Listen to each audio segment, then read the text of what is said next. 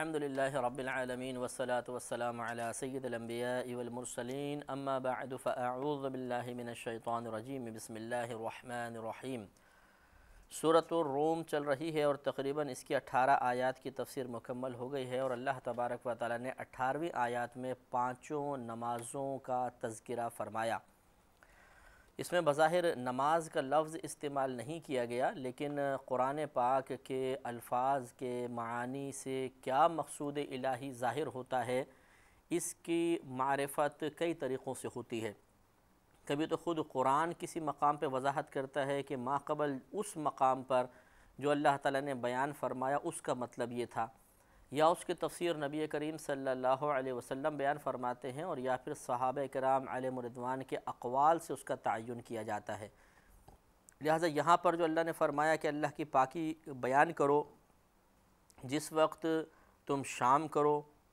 اور جس وقت تم صبح کرو، اور اسی کے لیے تعریف ہے زمینوں اور آسمان میں، اور جب کچھ دن باقی رہے تو اس کی پاکی بولو، پاکی بیان کرو، اور جس وقت تم دوپہر کرو۔ تو اس میں 5 نمازوں کا اصل میں تذکرہ ہے۔ حضرت ابن عباس رضی اللہ تعالی عنہما کا قول یہی ہے، لہٰذا یہی اس کی وضاحت ہونی چاہیے۔ آگے اللہ تبارک و تعالیٰ نے اپنی قدرت عظیمہ کا اظہار کرتے ہوئے ارشاد فرمایا کہ یخرج الحی من المیت ویخرج المیت من الحی ویحیی الارض بعد موتها، نکالتا ہے وہ زندہ کو مردہ سے اور نکالتا ہے مردہ کو زندہ سے، اور زندہ کرتا ہے وہ زمین کو اس کے مر جانے کے بعد۔ تو یہ اللہ تعالیٰ کی بہت ہی عظیم قدرت کا اظہار ہے کہ اللہ تعالیٰ زندہ فرماتا، نکالتا ہے زندہ کو مردہ سے۔ جیسے انڈے سے آپ دیکھیں بچہ باہر آتا ہے تو انڈا ایک بے جان چیز ہوتا ہے، اس سے زندہ چیز پیدا ہو جاتی ہے، اور نکالتا ہے وہ مردہ، یہ زندہ سے مردہ نکالتا ہے، جیسے مرغی سے انڈا نکلتا ہے مثال کے طور پر، اور نکالتا ہے مردہ سے زندہ کو، جیسے انڈے سے بچہ باہر آ جاتا ہے۔ تو یہ اللہ کی ایک عظیم قدرت ہے۔ آپ دیکھیے ہزارہ چیزیں ایسی ہوتی ہیں جو بظاہر بے جان ہوتی ہیں، لیکن اس سے جاندار نکل جاتے ہیں، اور بعض اوقات ایک جاندار چیز ہوتی ہے اور اس سے اللہ تعالیٰ کسی بے جان شے کو پیدا فرماتا ہے، اور وہ زندہ کرتا ہے زمین کو اس کے مر جانے کے بعد۔ زمین کا مر جانے کا مطلب اس کا سبزہ اور پیداوار اگانے کی صلاحیت سے محروم ہو جانا ہے۔ جیسے قحط سالی وغیرہ آتی ہے تو زمین بنجر ہو جاتی ہے، بالکل کوئی اس میں سبزہ نہیں اگتا۔ تو جیسے آپ نے کبھی کوئی ایسی ڈاکومنٹری فلم وغیرہ دیکھی ہو جو خصوصاً صحراؤں کی یا جنگلوں کے اوپر بنائی جاتی ہے، کہ بعض اوقات جب خصوصاً افریقہ کے جنگلوں کی جب کوئی فلم آپ دیکھیں گے جانور وغیرہ کی آتی ہیں، تو وہاں پر جب قحط سالی کا منظر دکھاتے ہیں تو بڑا ہی عبرت انگیز منظر ہوتا ہے کہ 100 ڈگری سینٹی گریڈ وہاں پر گرمی ہوتی ہے، اور بارشیں بند ہو چکی ہوتی ہیں، سبزہ ختم ہو جاتا ہے، جانور بھوک اور پیاس سے مرنا شروع ہو جاتے ہیں۔ لیکن پھر اللہ تبارک و تعالیٰ کی طرف سے بارش ہوتی ہے، اور چند ہی دنوں میں وہی زمین جو سوکھی ہوئی تھی اور جس میں جانور چارے کی تلاش میں، پانی کی تلاش میں مارے پھرتے تھے اور آہستہ آہستہ موت کا شکار ہو رہے تھے، وہی زمین ایک دم سرسبز و شاداب ہو جاتی ہے۔ اس سے معلوم ہوتا ہے کہ اللہ تبارک و تعالیٰ بڑی عظیم قدرت والا ہے۔ اگر قحط سالی فرماتا ہے اس میں بھی اس کی قدرت کا اظہار ہے، قحط سالی کو ختم فرماتا ہے اس میں بھی اللہ تبارک و تعالیٰ اپنی عظیم قوت کا اظہار فرماتا ہے۔ تو جو رب اتنی قدرت رکھتا ہو یقیناً اسی کو رب ماننا چاہیے، اسی کا کلمہ پڑھنا چاہیے، اسی کی اطاعت کرنی چاہیے، اور اس کے ساتھ کسی کو شریک نہیں ٹھہرانا چاہیے۔ وَكَذَلِكَ تُخْرَجُونَ، اور اسی طرح تم بھی نکالے جاؤ گے۔ کیا نفیس اللہ نے بات بیان فرمائی۔ یہ کفار کی اس جاہلانہ دلیل کا رد تھا کہ جو انہوں نے دی تھی کہ جب ہم مٹی میں مل جائیں گے تو بتائیے مٹی سے ایک زندہ انسان کیسے نکل آئے گا۔ تو اللہ تبارک و تعالیٰ نے ان کو اپنی اس عظیم دلیل سے جھنجھوڑ کر رکھ دیا کہ ذرا غور و تفکر کرو، تم یہ کہہ رہے ہو کہ بے جان مٹی سے زندہ انسان کیسے پیدا ہوگا؟ ذرا اپنے اطراف میں دیکھو کہ ہر ایک چیز کا اللہ نے ایک نمونہ پیدا فرما دیا ہے۔ زندہ سے مردہ کو نکالتا ہے، مردہ سے زندہ کو پیدا فرما رہا ہے، مردہ زمین سے سبزے نکال رہا ہے۔ تو جو رب یہ سب کام کرنے پہ قدرت رکھتا ہے، کیا وہ تمہیں مٹی سے دوبارہ پیدا کرنے پہ قدرت نہیں رکھے گا؟ تو اگر واقعی کوئی شخص صحیح اپنی عقل سلیم کا استعمال کرے اور اس کے دل میں بغض و عناد نہ ہو، تو اس دلیل کو سننے کے بعد کبھی بھی آخرت میں اٹھائے جانے کے بارے میں کم از کم شک و شبے کا شکار نہیں ہو سکتا، اور اللہ تعالیٰ کی قدرت کے اوپر وہ طعنہ زنی نہیں کر سکتا۔ اب اللہ تبارک و تعالیٰ نے اپنی کئی نشانیاں بیان فرمائیں، اپنی قدرت کے اوپر نشانیاں، اپنی عظمت کے اوپر نشانیاں، تو وہ دیکھتے ہیں کیا ہیں۔ اللہ تعالیٰ نے ارشاد فرمایا کہ وَمِنْ آیَاتِهِ، اور اس کی نشانیوں میں سے ہے ان خلقکم من تراب، کہ پیدا کیا اس نے تمہیں مٹی سے۔ ہمیں مٹی سے پیدا کرنے کے مطلب ہمارے جد امجد، ہمارے والد حضرت آدم علیہ السلام کو اللہ تبارک و تعالیٰ نے اصل میں تو انہیں مٹی سے پیدا فرمایا۔ ہم مٹی سے پیدا نہیں ہوئے، ہم تو پانی کی بوند سے پیدا ہوتے ہیں، لیکن چونکہ ہماری اصل کو مٹی سے پیدا کیا تو مٹی کی نسبت ہماری طرف بھی ہو جاتی ہے کہ انسان کو مٹی سے بنایا، لیکن انسان سے مراد آدم علیہ السلام ہوتے ہیں۔ تو اللہ تعالیٰ کی نشانیوں میں سے ہے کہ پیدا کیا اس نے تمہیں مٹی سے، ثم اذا انتم بشر تنتشرون، پھر اس وقت اس کے بعد تم انسان ہو، تنتشرون کی دنیا میں پھیلے ہوئے ہو۔ تو یہ ایک اور اللہ تعالیٰ نے اپنی قدرت کی عظیم نشانی کو بیان فرمایا کہ اللہ تعالیٰ کی طرف سے برود قیامت دوبارہ اٹھائے جانے کے بارے میں شکوک و شبہات میں گرفتار لوگوں، ذرا غور و تفکر کرو کہ تمہاری ابتدا کیسے ہوئی تھی۔ تمہاری ابتدا اسی طرح ہوئی تھی کہ اللہ تبارک و تعالیٰ نے مٹی سے ہی آدم علیہ السلام کو پیدا فرمایا تھا۔ تو جو رب تمہاری ابتدا مٹی سے کر سکتا ہے، وہ انتہا میں بھی تمہیں دوبارہ مٹی سے اٹھا سکتا ہے، اس میں اس کے لیے کون سی مشکل بات ہے۔ آگے ارشاد فرمایا کہ وَمِنْ آیَاتِهِ أَنْ خَلَقَ لَكُم مِّنْ أَنفُسِكُمْ أَزْوَاجًا، اور اس کی نشانیوں میں سے ہے کہ پیدا کیا اس نے تمہارے لیے تمہاری ہی جنس سے ازواجن جوڑے، لِتَسْكُنُوا إِلَيْهَا، تاکہ تم ان سے سکون حاصل کرو، آرام حاصل کرو، وَجَعَلَ بَيْنَكُمْ مَوَدَّةً وَرَحْمَةً، اور اس نے تمہارے درمیان محبت اور رحمت کو رکھ دیا۔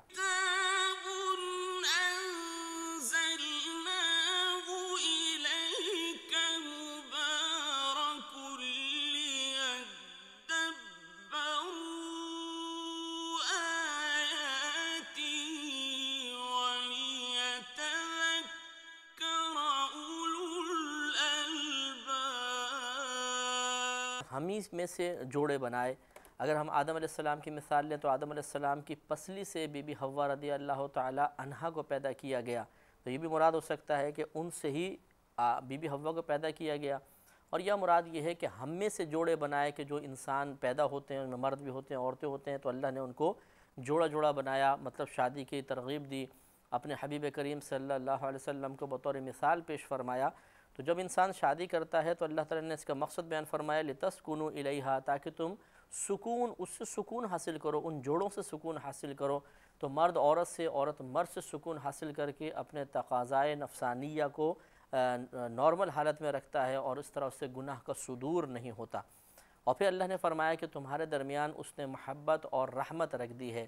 محبت جو قریبی رشتہ دار وغیرہ ہوتے ہیں، یہ شوہر بیوی، بیوی شوہر سے محبت رکھتی ہے، اور رحمت یہ عام ہوتی ہے کہ رحمت رقت قلبی کو کہتے ہیں،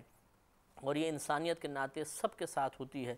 اگر ایک مسلمان ہمارے سامنے تنگ دست ہے، بیمار ہے، پریشان ہے، اس سے بھی ہم محبت رکھتے ہیں اور ہماری شفقت کا اظہار اس پر ہو جاتا ہے۔ اسی طرح اگر کوئی غیر مسلم ہے اور اسے انسانیت کے ناطے ہماری مدد کی ضرورت ہے، تو ہمارا مذہب اسلام اسے بھی تنہا نہیں چھوڑتا، بلکہ ترغیب دیتا ہے کہ اس غیر مسلم کی بھی مدد کرنی چاہیے۔ مذہب اسلام ایک بہت ہی وسیع مذہب ہے، اور یہ ہمیں وسیع الظرفی سکھاتا ہے، تنگ نظری نہیں سکھاتا۔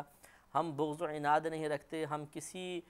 غیر مسلم کو حقیر اور کمتر نہیں جانتے، بلکہ انسانیت کے ناطے ہم اسے اپنے ساتھ رکھنا پسند کرتے ہیں، انسانیت کے ناطے اس کی مدد کرنا پسند کرتے ہیں۔ ہاں، یہ الگ بات ہے کہ قرآن عظیم نے عقائد اسلامیہ کی حفاظت کی خاطر یہ حکم ضرور دیا ہے کہ غیر مسلم سے اتنی زیادہ محبت نہ بڑھائی جائے کہ یہ محبت اسلامی عقائد کے سلسلے میں شک و شبے میں گرفتار کروا دے، یا کسی کے عقائد باطلہ بہت اچھے محسوس ہونے لگ جائیں۔ لیکن ظاہری اچھا برتاؤ کرنا اور بوقت ضرورت ان کی مدد کرنا، اس سے ہمارا مذہب یقیناً منع نہیں کرتا ہے۔ آگے ارشاد فرمایا کہ ان فی ذالک لآیات لقوم یتفکرون، بے شک اس میں،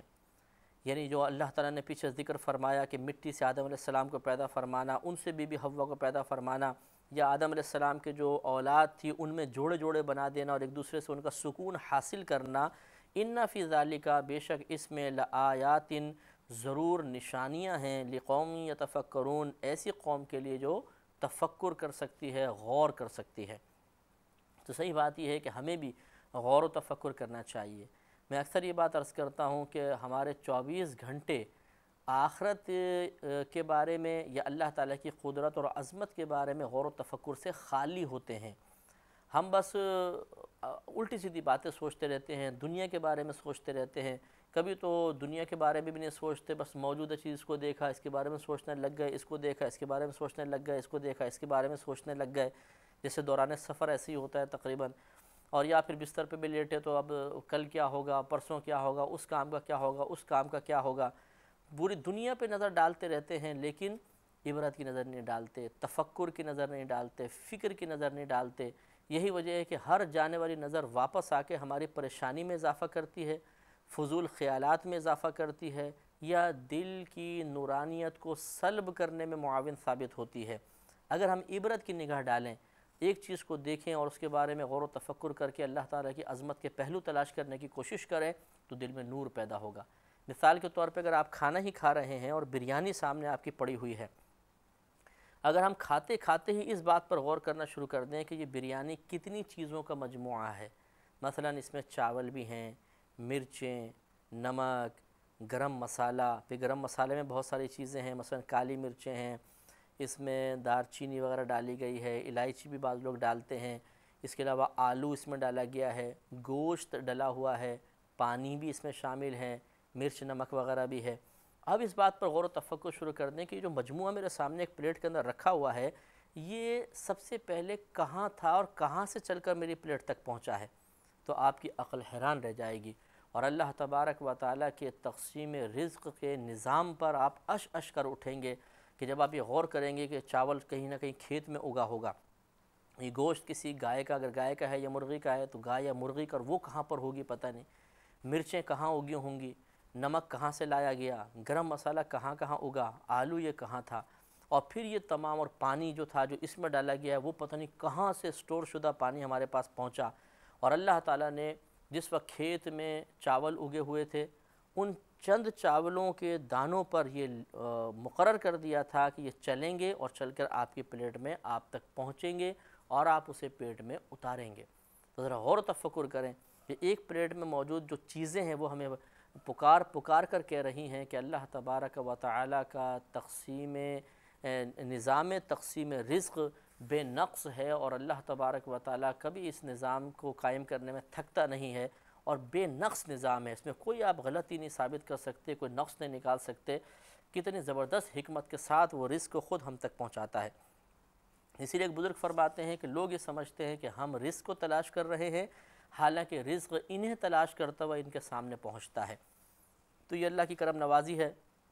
تو ان چیزوں پہ اس طرح غور و تفکر کرنا یہ دل میں نور پیدا کرتا ہے۔ اب کھانا کھانے کے بعد غفلت طاری نہیں ہوگی، بلکہ نور پیدا ہوگا، اور اس نور کی علامت یہ ہوتی ہے کہ جب یہ غور و فکر کا سلسلہ طویل ہو جائے گا تو آپ خود محسوس کریں گے کہ شیطان کی گرفت کمزور ہو جائے گی، عبادات اختیار کرنے میں باطنی مزاحمت کم سے کم ہوتی چلی جائے گی، اور گناہ اختیار کرنے کے سلسلے میں باطنی مزاحمت میں اضافہ ہوگا، رکاوٹ پیدا ہوگی، آدمی گناہ کی طرف کم بڑھے گا اور نیکیوں کی طرف زیادہ بڑھنا شروع ہوگا۔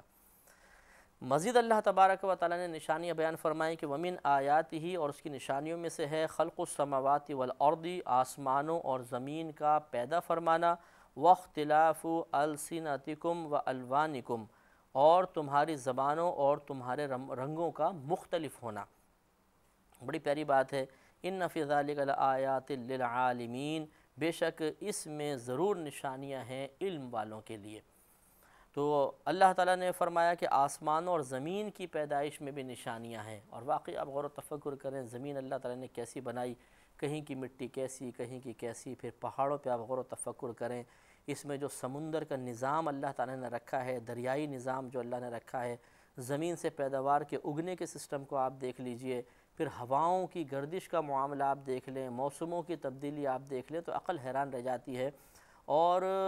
جو شخص خدا کا منکر ہے کہ خدا نہیں ہے معاذ اللہ، وہ اگر ان کائنات کی مختلف چیزوں پہ غور و تفکر کرے تو اگر دیانتدار آدمی ہے تو اس کو یہ ماننا پڑے گا کہ نہیں، کوئی نہ کوئی ذات ایسی ہے جو اس پورے نظام کو بنا کر چلا رہی ہے۔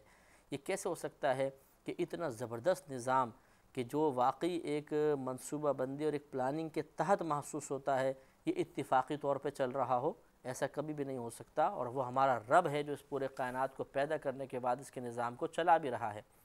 اسی طرح آپ آسمانوں پہ غور و تفکر کریں، آسمانوں کو دیکھیے، اس میں بڑی نشانیاں ہیں علم والوں کے لیے کہ اللہ نے آسمان کو ایسا بنایا کہ بغیر ستون کے وہ قائم ہے، گرتا نہیں ہے۔ اس میں ستارے بنائے، سیارے، زمین سے کئی کئی گنا بڑے سیارے جو ہزاروں ٹن وزنی ہیں، لیکن وہ زمین کی طرف تیزی کے ساتھ کھینچ کر نہیں آتے، گرتے نہیں ہیں، وہ اپنے ایک